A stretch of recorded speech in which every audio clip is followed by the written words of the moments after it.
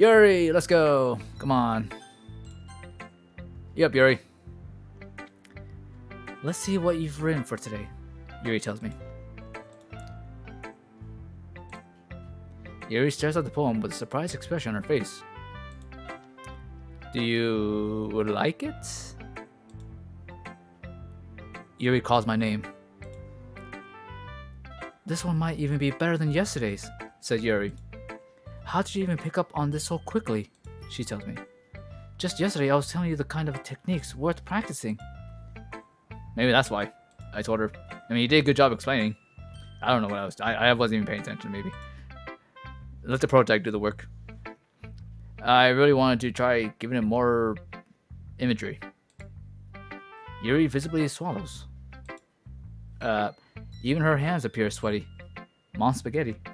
I think I'm not the first one to say that joke. I'm not used to this, says Yuri. Used to what? I asked her.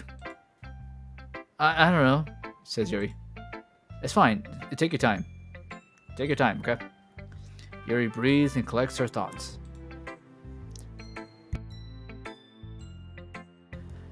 I know that Yuri likes to think before she speaks, so I offer that patience to her. Sorry, I just like that. Yeah, said Yuri. Just being appreciated like this, I guess. Oh, this probably sounds really stupid, but seeing someone motivated by my writing, it just makes me really happy. Are you saying you never shared your writings before? Yuri nods. Really? I don't believe it. I really only write for myself. And besides, she says, people will just laugh at me. I told her, do you really think that? Again, Yuri nods. Huh. Oh, even your close friends? Yuri thinks. Yuri doesn't respond to that. I wonder why. Anyways, do you want to share the poem you wrote today? Yes, said Yuri. I do, she says. If it's with you, she says. Alright, I gotta get my glasses on here. Okay, so my mother's switcher here. Probably a better time reading from this side. The raccoon. It happened in the dead of light, while I was slicing bread up for a guilty snack. My attention was caught by a scattering of a raccoon outside my window. That was, I believe, the first time I noticed my strange tendencies as are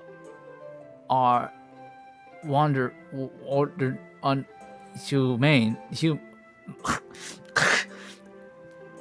I gave the raccoon a piece of bread. My subconscious well aware of the consequences. Well aware that a raccoon that is fed will always come back for more. The enticing beauty of my cutting knife was that symptom. The bread, the hungry curiosity that a raccoon are something. The moon incitement. The moon incitement its face, and it reflects that much some light off of my cutting knife. The very same light that glistens in the eyes of my raccoon friend. I slice the bread, fresh and soft. The raccoon becomes excited, or perhaps I'm merely projecting my emotions onto the newly satisfied animal. The raccoon has taken to following me. You could say that we've gotten quite used to each other. The raccoon becomes hungry more and more frequently, so my bread is always handy. Every time I brandish my cutting knife, the raccoon shows me its excitement.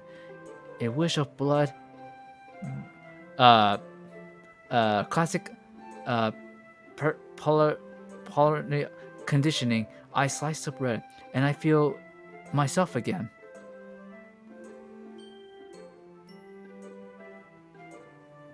Okay then. Said Yuri.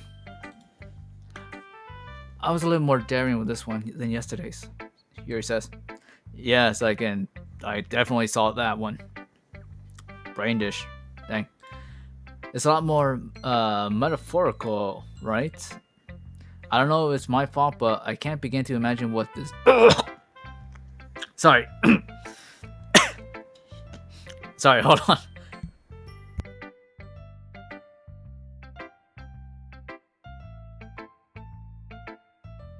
I don't know what happened there. Okay.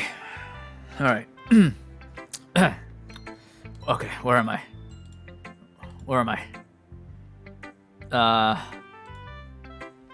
I don't know if it's my fault, but I can't begin to imagine what this poem is about. Oh, that's right. It's a bit closer to my preferred writing style, using a poem as a canvas to express vivid imagery and convey emotions through them. Yeah. If I take a face value, then I can't even figure out what it's supposed to mean. Well, she says, I think it's something that different people can relate to in their own way. Yuri says, I wanted to express the way it feels for me to indulge in my more unusual hobbies. She says, it's those sorts of things I'm usually forced to keep myself. So I sometimes enjoy writing about them. Why do you keep them to yourself? I asked with one question. Because, she says, they're embarrassing. And people will make fun of me. Don't you have anything like that? She tells me. Well, yeah, I guess I do. Yuri, I feel like everyone has a little something like that. The best we can do is respect each other and our individualities. Even if it's difficult sometimes and some things make us uncomfortable. After all, if I hadn't learned to embrace my own weirdness, I would probably hate myself, she says. I might be ranting a little bit now. No, keep going. I've been ranting all this time during this whole Valentine's stream. But I'm glad that you're a good listener. Sorry, what? You're good at a lot of things. Writing, listening. There's really aren't many people like you, she tells me. That's exaggerating a little bit there. You're giving me too much credit for that. You know that, Yuri? I like you, but you're giving me too much credit for that.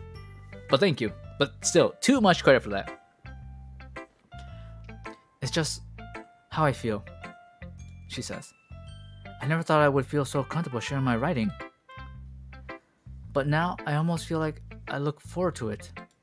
It's just a really nice feeling. And you're to thank for that.